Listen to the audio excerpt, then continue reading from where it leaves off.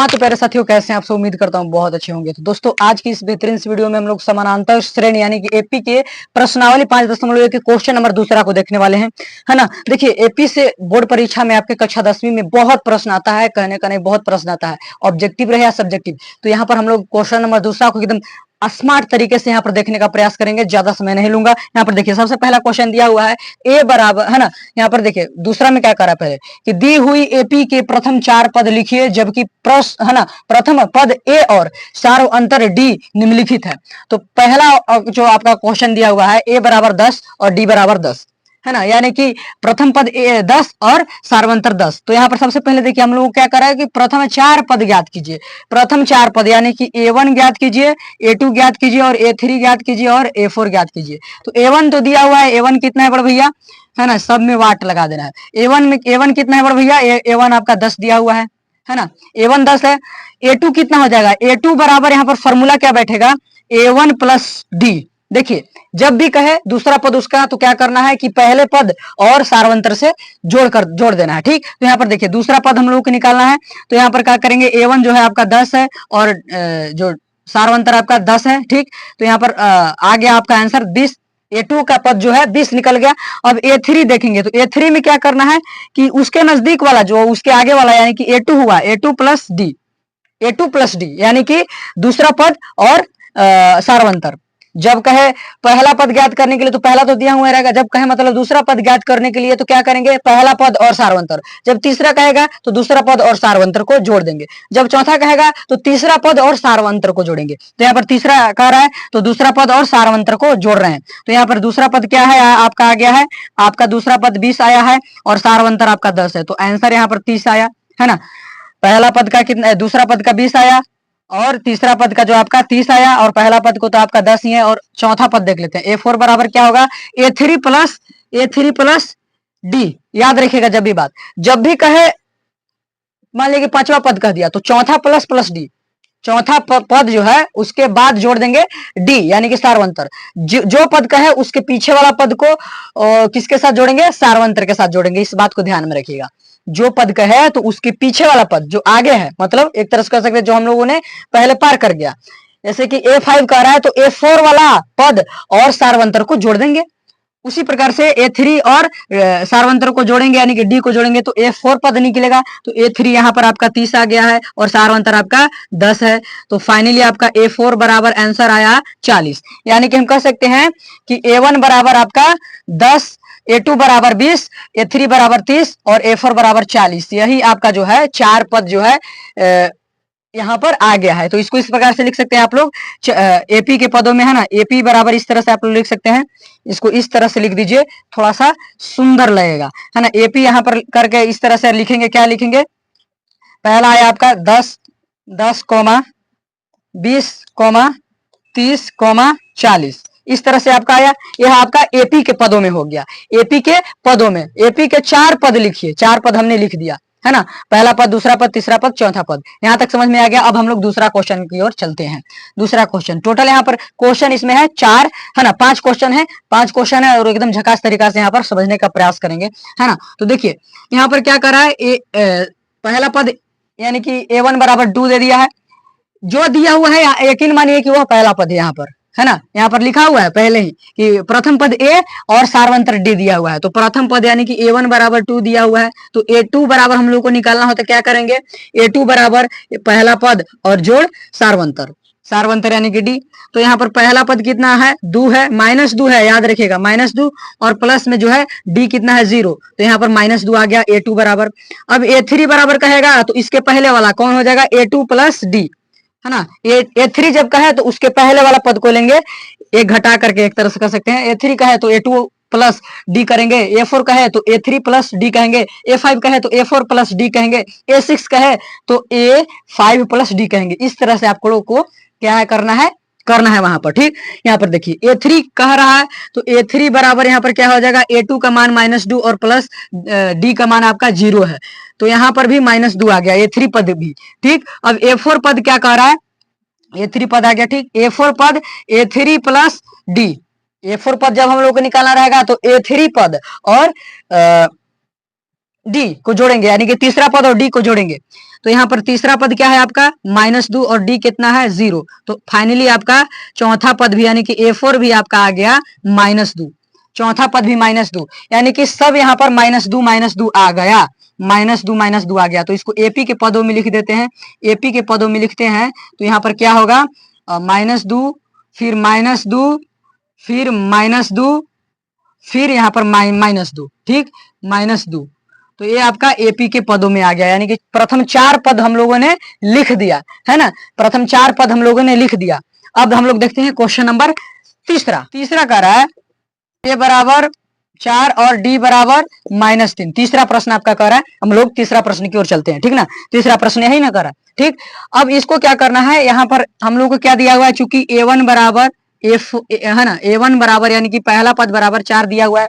इस तरह से आप लिख सकते हैं, ऑब्जेक्टिव में भी आ जाता है और सब्जेक्टिव में भी आ जाता है, यानी कि ऑब्जेक्टिव में 1 नंबर में आएगा, सब्जेक्टिव में 2 या 5 नंबर में भी आ सकता है ना। 5 नंबर में बहुत सारा दे देगा आपका एक साथ और उसको करना होगा, और 2 नंबर यदि कहे तो 1 2 देगा और उसको करना होगा, ठीक।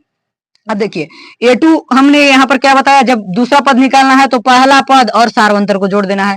तो पहला पद आपका 4 है, सार्वंतर कितना है तो -3 है, तो -3 हमने जोड़ दिया तो है ना। तो दूसरा पद क्या निकल कर आएगा फाइनली आपका, है ना, यह जो है चिन्ह चेंज हो जाएगा, सॉरी मतलब एक तरह से प्लस और माइनस गुना होगा तो माइनस ही हो जाएगा, चिन्ह तो चेंज ही हो गया, यानी कि 4 में से 3 जाएगा तो 1 बच जाएगा। A2 पद आपका 1 निकल गया, यानी कि दूसरा पद आपका 1 निकल गया। अब तीसरा पद देखते हैं, तो तीसरा पद के लिए हम लोग क्या करेंगे, दूसरा पद और सार्वंतर को जोड़ेंगे। तो दूसरा पद आपका कितना है, A है 1 है, ठीक, और जो आपका सार्वंतर है वो -3 है, हमने जोड़ दिया।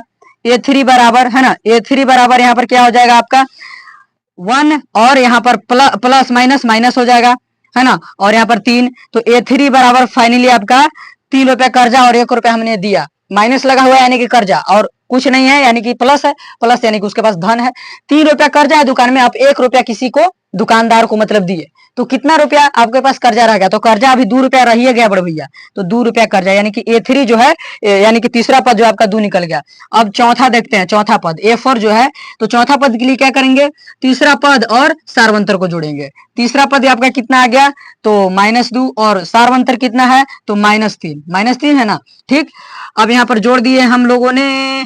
आप देखिए क्या करना है, यह जो -2 है और यह प्लस माइनस माइनस हो जाएगा 3, तो फाइनली आपका जो चौथा पद आएगा -5 आएगा, है ना। तो इसको एपी के पदों में लिखना है तो इस तरह से आप कर सकते हैं, एपी जो है इस तरह से कर सकते हैं, है ना। जो पहला पद है 4, 1, -2, -5, ये आपका फाइनली जो है 4 पदों में हम लोगों ने लिख दिया। तीसरा प्रश्न हो गया। अब हम लोग चौथा प्रश्न की ओर चलते हैं। बराबर -1 और डी बराबर 1/2, यह आपका चौथा प्रश्न कर रहा है। ए बराबर -1 और डी बराबर 1/2, है ना, 1/2। तो इसको हम लोगों को क्या करना है, प्रथम 4 पद लिखना है ना। यह जो है पहला संख्या है, तो पहला संख्या यहाँ पर दिया हुआ है, तो क्या करेंगे हम लोग A1 बराबर लिख दिए, चूंकि A1 बराबर -1, इसलिए A2 बराबर क्या हो जाएगा, पहला पद जोड़ सार्वंतर। तो पहला पद कितना है बड़े भैया, A2 बराबर पहला पद जोड़ सार्वंतर, तो पहला पद आपका है -1 और सार्वंतर है 1/2, है ना, 1/2। अब यहाँ पर देखिए A2 बराबर यहाँ पर बट्टा के जोड़ हम लोग को करना पड़ेगा, यहाँ पर लघुत्तम 2 हो जाएगा, है ना, कुछ नहीं है तो 1 है कि नहीं। अब 2 में 1 से भाग देंगे, है ना, 2 में 1 से भाग देंगे तो 2 ही आ जाएगा, और ऊपर गुना करेंगे तो -2 हो जाएगा, और प्लस यहाँ पर 1 हो गया। तो A2 बराबर आपका फाइनली जो है 2 रुपया कर्जा, 1 रुपया किसी दुकानदार को दिए तो कितना कर्जा रह गया, तो अभी 1 रुपया कर्जा रह गया, तो 1 रुपया कर्जा बट्टा 2, है ना। इस तरह से समझने के लिए आप लोगों को मैं बताया। तो A2 बड़े भैया, A2 बराबर कितना निकल गया, -1/2। अब देखिए यहाँ पर हम लोग निकालते हैं A3 बराबर, तो A3 बराबर यानी कि तीसरा पद बराबर क्या करेंगे, दूसरा पद जोड़ सार्वंतर।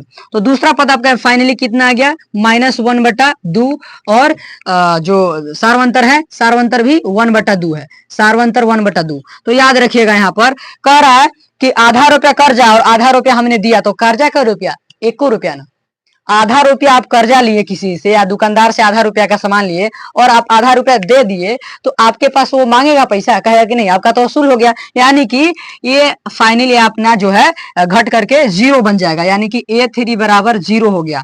आधा रुपया कर्जा आधा रुपया दे दिया तो कर्जा का रुपया 0 रुपया, 0 रुपया उसको देना है। तो A3 बराबर 0 आपका आ गया, यानी कि तीसरा पद 0। अब चौथा पद चलत है, तो चौथा पद क्या कहते हैं बड़े भैया, चौथा पद यानी कि तीसरा पद और जोड़ सारवंतर। तो तीसरा पद आपका कितना आ गया 0 और सारवंतर 1/2। अब 0 में कऊ लाख संख्या को जोड़ा ना बड़े भैया, तो वही लाख आ जाए, है ना। 0 में कितना भी आप जोड़िएगा कोई भी चीज तो वही रह जाएगा, है ना। तो 0 में हमने 1/2 जोड़ दिया तो कितना रह जाएगा, 1/2 ही रह जाएगा। चौथा पद है, बार बार गलती क्यों हो रहा है, माफ कीजिएगा इसके लिए, है ना।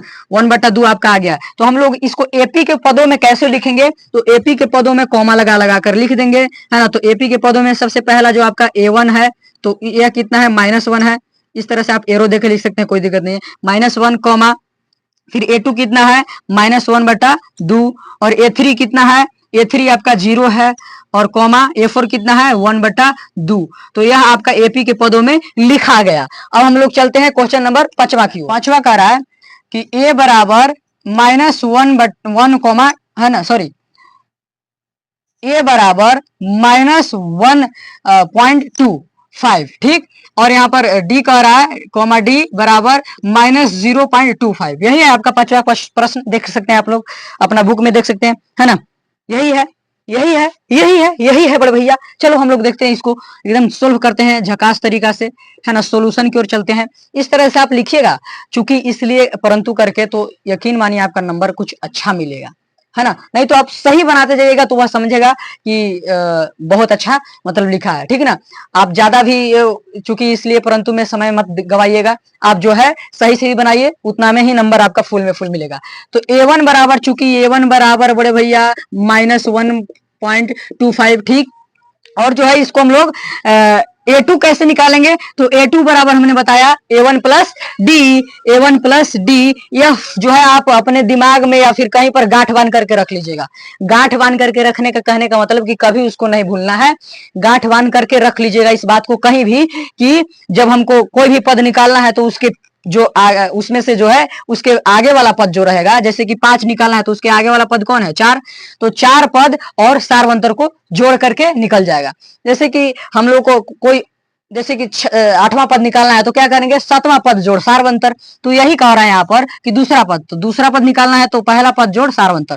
तो दूसरा पद बराबर क्या हो जाएगा, फिर पहला पद -1.25 आ गया नहीं, दिया हुआ है। और यहाँ पर जो है दूसरा पद कितना है, दूसरा पद सॉरी यहाँ पर सारवंतर कितना है, तो -0.25, है ना। दोनों को हम लोग जोड़ दिए।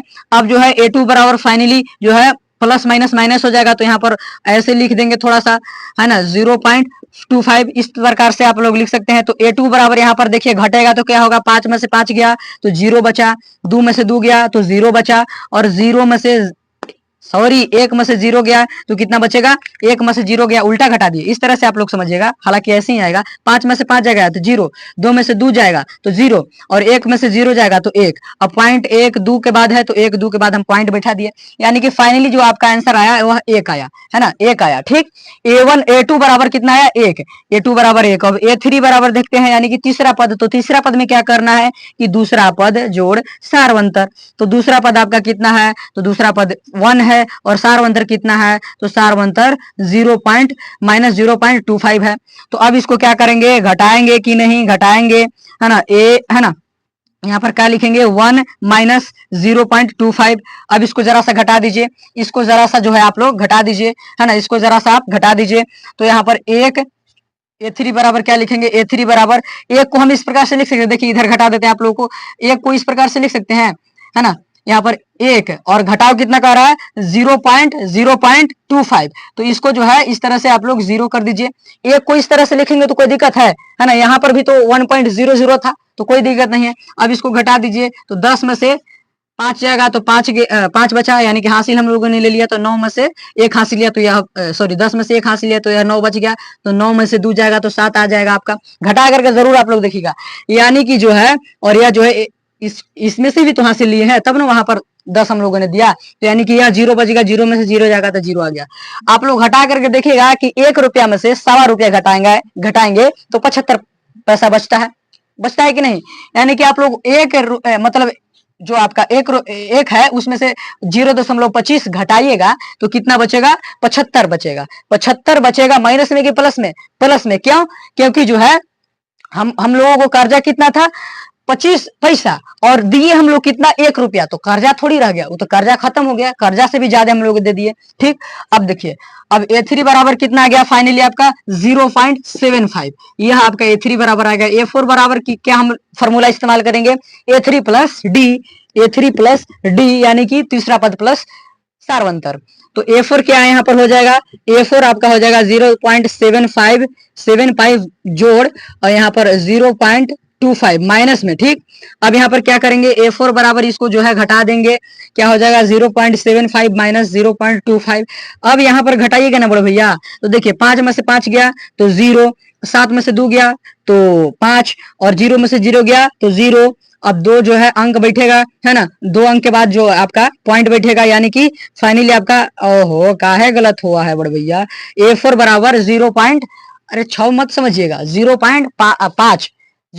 ठीक, यानी कि 0.5 इसको बोल सकते हैं, इतना आपका A4 बराबर आ गया। अब एपी के रूप में हम लोगों को लिखना है, तो यहाँ पर लिखेंगे A1 कितना है सबसे पहले -1.25, A2 फिर कितना आया, ओ A2 यहाँ पर आया 1, और A3 कितना आया, A3 यहाँ पर आया फाइनली आपका, तो A3 आपका आया 0.75, कॉमा दे करके लिख देना है, और A4 आपका फाइनली आया 0.50, है ना, 0.50। तो यह आपका जो है फाइनली आपका आंसर आ चुका, आंसर जो है आपका आ चुका। उम्मीद करता हूं यहां तक समझ में आ गया होगा। इसके लिए मैं लॉन्ग वीडियो भी बना सकता था, लेकिन क्या होता है कि कोई स्टूडेंट के किसी खास प्रश्न में दिक्कत होता है, इसलिए हम शॉर्ट यहाँ पर बना रहे हैं वीडियो को, है ना। लॉन्ग में जो है स्टूडेंट भी उबने लगते हैं कि कहाँ प्रश्न वो मिलेगा जहां पर हमसे गलती हुई है, जो हमको समझ में नहीं आ रहा है, इसलिए हम जो है शॉर्ट क्वेश्चन को ले रहे हैं, मतलब एक क्वेश्चन को ले रहे हैं जिसमें से जितना दिया हुआ उसको हम लोग बनाया।